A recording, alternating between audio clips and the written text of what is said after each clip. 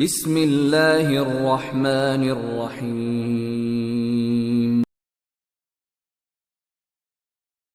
با طلوع عطر ماه رمضان شکر خدای مهربان.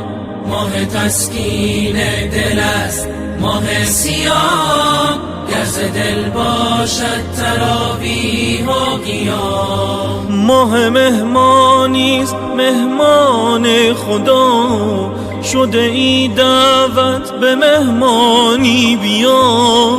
بنشین بر سفره خوان خدا، نوش جان کن از مناجات و دعا.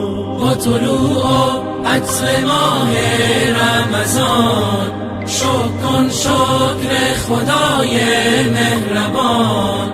ماه تسکین دل است، ماه صیام، گر ز دل باشد تراویح و قیام. روز درمان است بر هر جسم و جان، می شود با روز جسمت پرتوان.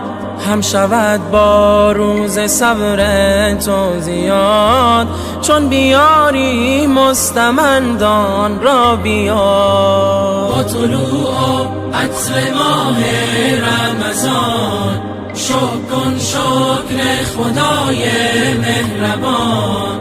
ماه تسکین دل است، ماه صیام، گر ز دل باشد تراویح و قیام. روزداری حکم شرع و سنت است، جزو رکن دین برای امت است. 11 ماه غرق بودی در گناه، فرصت است 1 ماه که برگردی به راه. روزداری حکم شرع و سنت است، جزو رکن دین برای امت است. 11 ماه غرق بودی در گناه، فرصت است 1 ماه که برگردی به راه.